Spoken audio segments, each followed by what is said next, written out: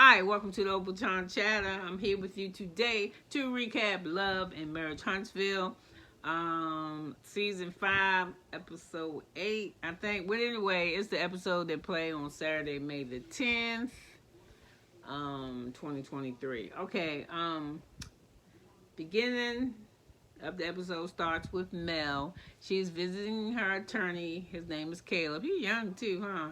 He was the one who, in the beginning when all her stuff happened, he started handling her divorce. And now he's handling the custody case for her. So,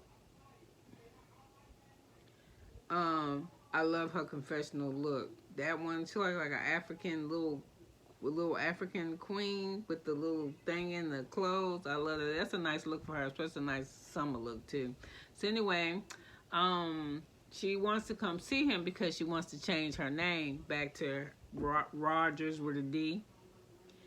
She don't want the whole name. So anyway, he informs her that in the United States of America, if you have a open court case anywhere,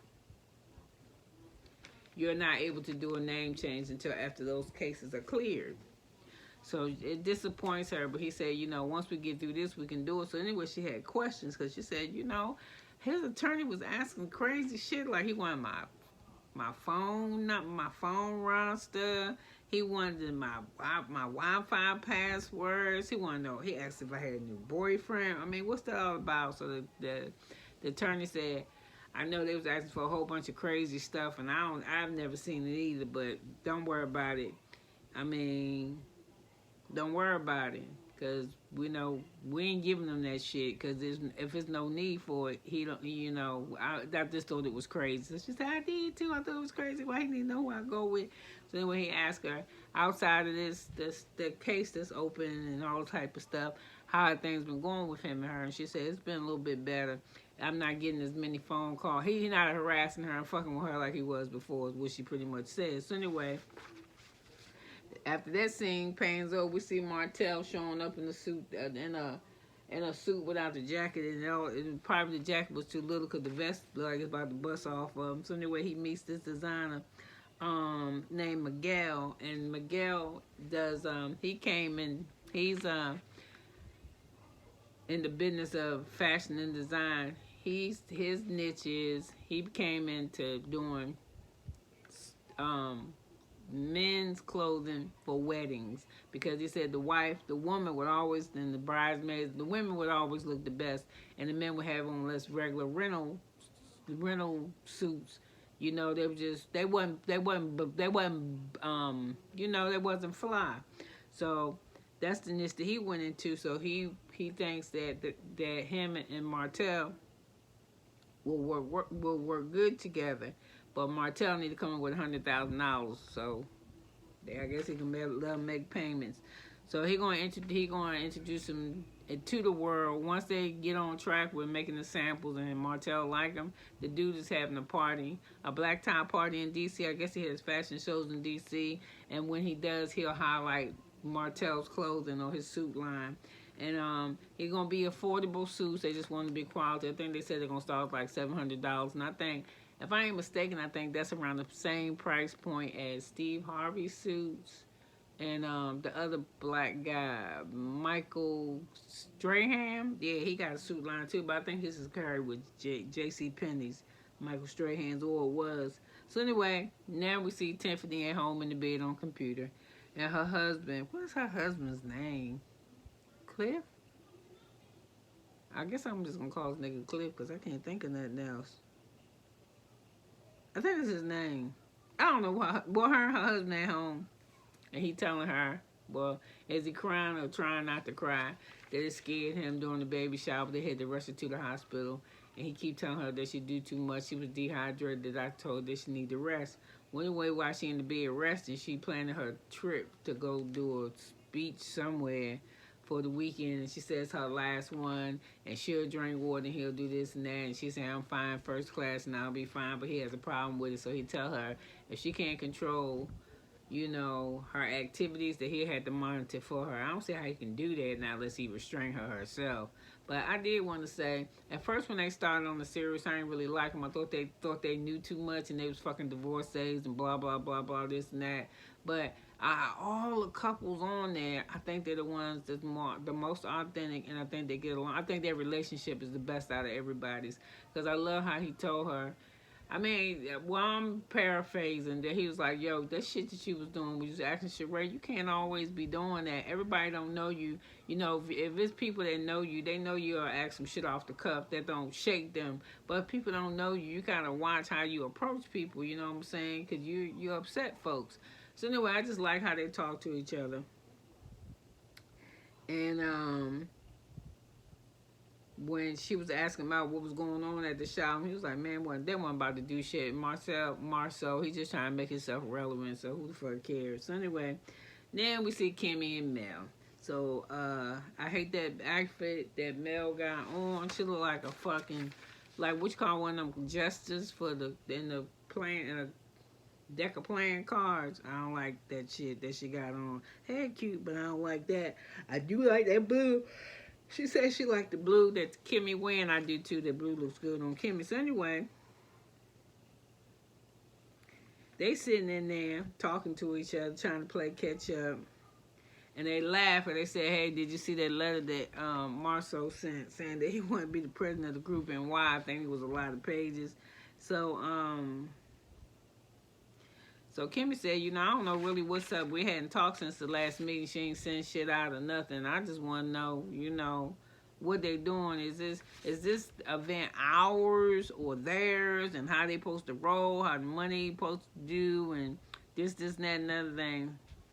So anyway, Mel said something. Kimmy's like, okay, come on, Mel. You the only one. The meeting we had last year, you was the only person that wanted to dissolve, and nobody didn't want to dissolve it. She said, because the group that it's still alive. I still pay taxes on it every year. We still do this. I still file this. So the business is paid for. So they look at each other and they notice, why the fuck is Letitia and Marcel not here? And this day at meeting, and she said, I think it's rude. And I think it is too. I think it's rude if you ask for somebody's time and you want them to dedicate that time. You want them to give it to you, and you show up when the fuck you want to. And then Marcel. So anyway, they get off of the business for a minute, and she's like, "Oh, I seen the pictures you." Kimmy says to Melanie, "I seen the pictures, girl, that you put up on the internet. Where was you at?" And she was like, "Girl, let me tell you, how you been?" She was like, "Is you not gonna answer the question? Then who was that hand around you?" She said, "Girl," and she said, "So that's what you gonna do? You just not gonna answer no? You not gonna talk about it?" She said, "You know, we want to know. We ask a question." She said, "You can ask me any question you want, but just because you ask me a question don't mean I gotta give you an answer. This is not a part of my life. I don't really want." And I would say this may be a part about Mel that I don't really like. She don't let you get close to her. Like, she trying to just share with you. This lady just done talked to you last season about her cancer, how she going through it with trying to co-parent Monster and deal with the father who's not being really supportive for her cancer, how she feeling, and you know, this type of shit. And then she reach out to get something from you, and you give her nothing. So that's why I say to me, I don't know about you. I don't know. I don't dislike her, but I don't know. She's nobody I wouldn't fuck with, because I ain't going to beg nobody to be my friend. And I ain't going to ask you no whole bunch of questions either. I don't give a fuck how many skin companies you got, or what kind of hair care, or none of that shit. And you ain't been around that long. You just been on the show for 5 years, or 5 seasons. Is that even years? So, you know, that's why I don't get it. She came to your spot where you was teaching, and you was happy to see her, and you come to her house and visit, and every time she asks you something, you give her absolutely nothing. So I wouldn't fuck with you either.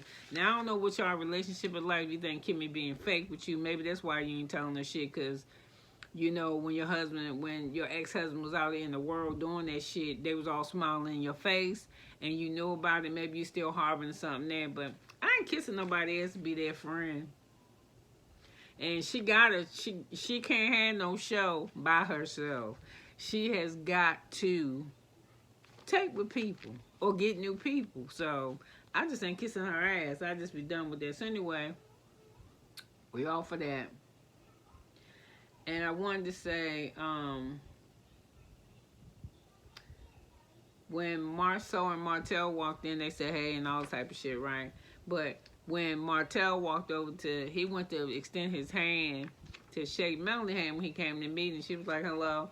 And in his confessional, he felt some type of way, like, see, she's just being childish. She don't even want to shake my hand. I just want to show that we're getting along. But that would be false because you ain't getting along.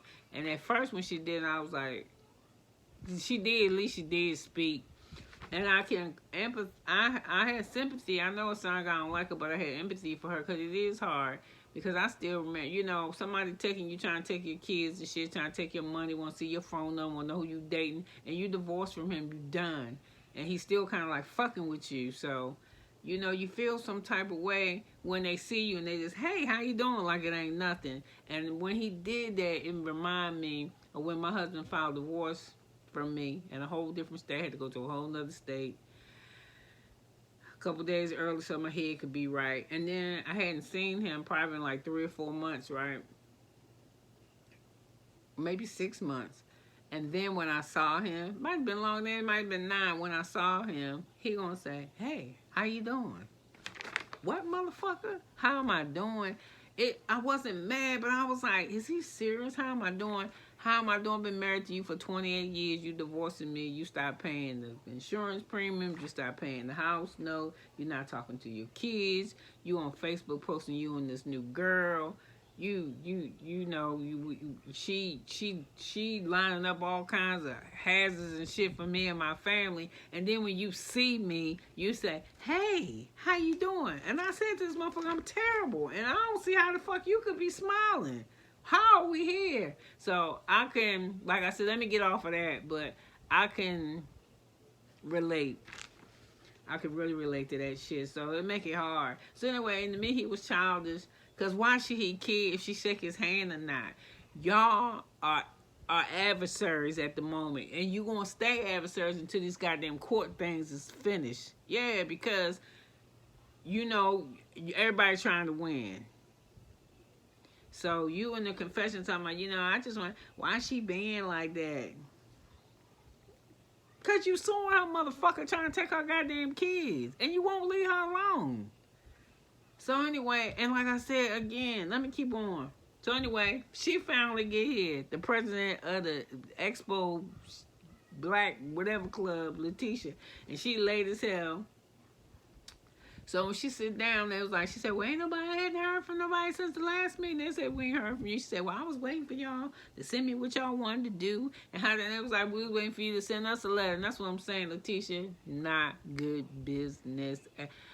That's why that man that's how her husband took her ass out of the office, because you cannot roll this way. You can't expect people to give up their time, don't want to give them no money. You ain't sending nobody no information. You want people to send it out to you. When the fuck is the expo going to be? When everybody doing go their own email in, tell you what they want to do? So anyway, the meeting go completely left because she come in saying how she ain't paying nobody and you need to donate your time because everybody buy your products, Mel, and your products, and they go to black and they this and they that. So it's time for us to give back to the community. And so anybody was like, oh, that's bullshit. So you trying to say we still a business, and so Kimmy says we still a business trying to make money, and you trying to tell me we're going to sponsor an event where nobody don't make no money.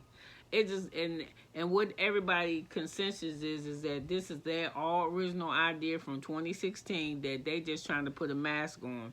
So anyway, Marcel started going off that if you want money, then if you sit at this table, then I think you greedy and.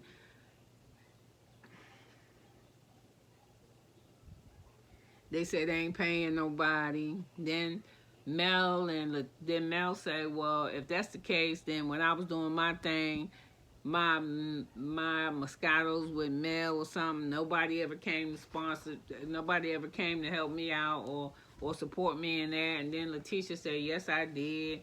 I came to your event when she first let the line go, girl, have you bought any though? Have you bought any? That's what the shit she's talking about. Where you spending cheese on her, but you want her to give. And this shit got on my nerves.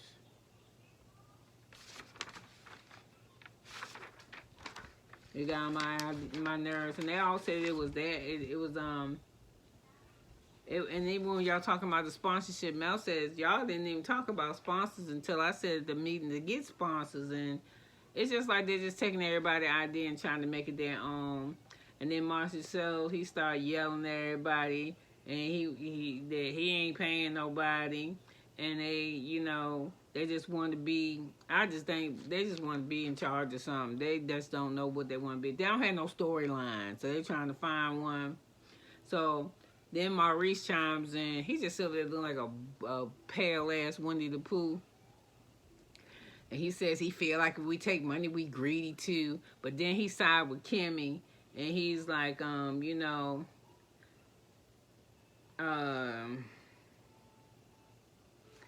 I said, Kimmy said she find it hard to believe that the money that the business will take, that this event is not going to take, that y'all going to spend. I mean, I don't know how they trying to sponsor an event and they ain't got no money. But the money that they get, that they're not going to use none of their money. I don't know what the fuck they talking about. That's why I'm saying I don't even know what the fuck the comeback group is. So I'm going to stop telling y'all about it if I had you confused. So anyway,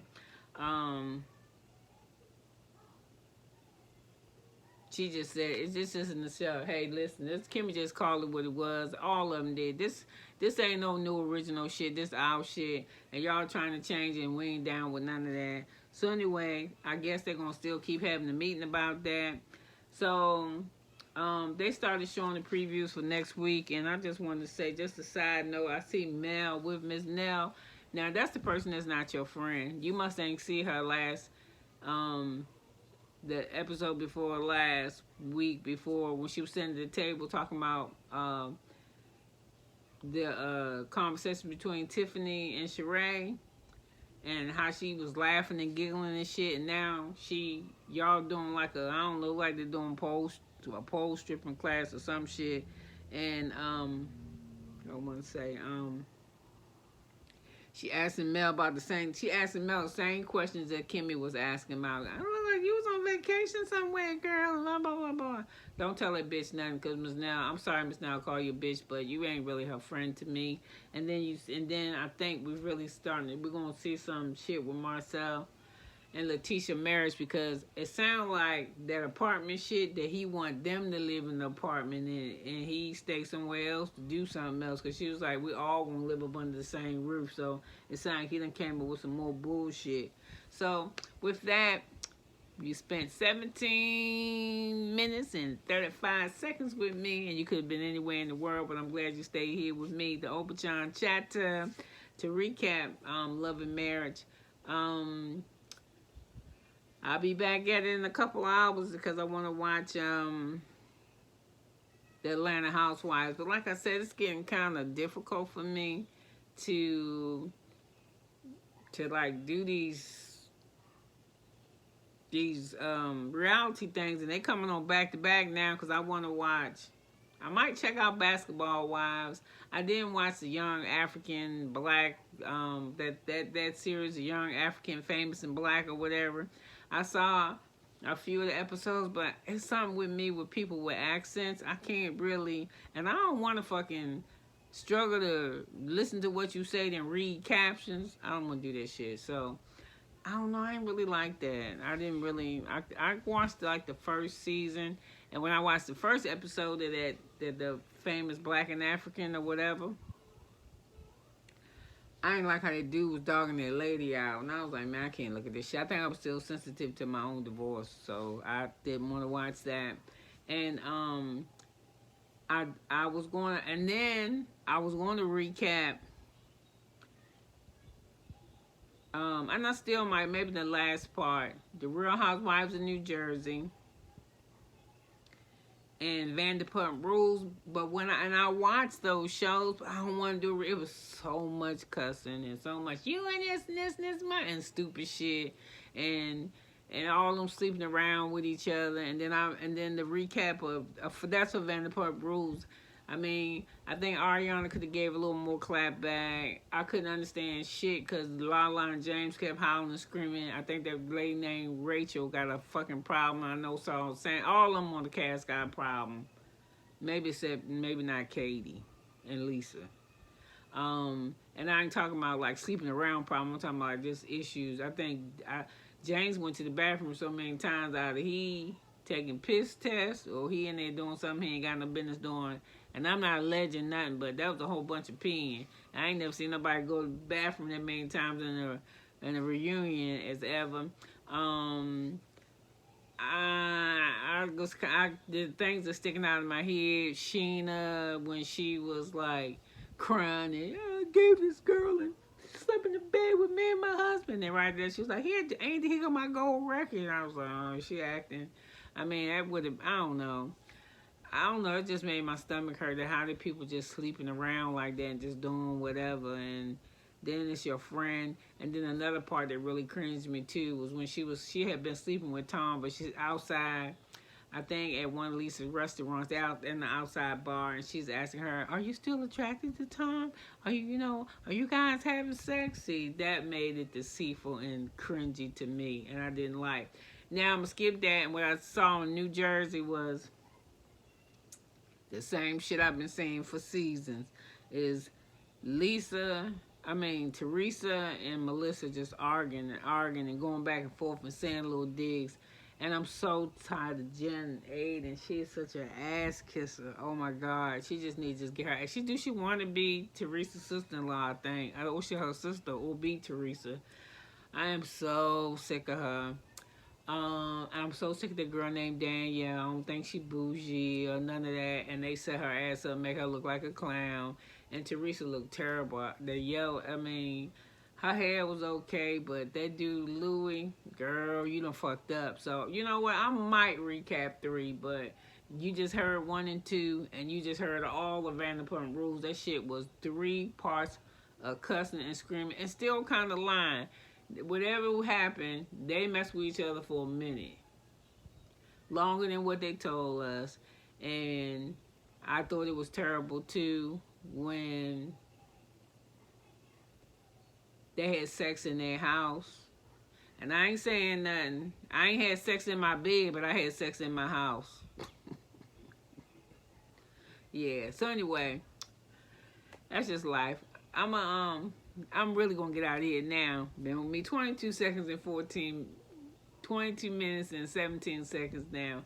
Again, anywhere in the world, you're here with me. I love it. Give me a recap.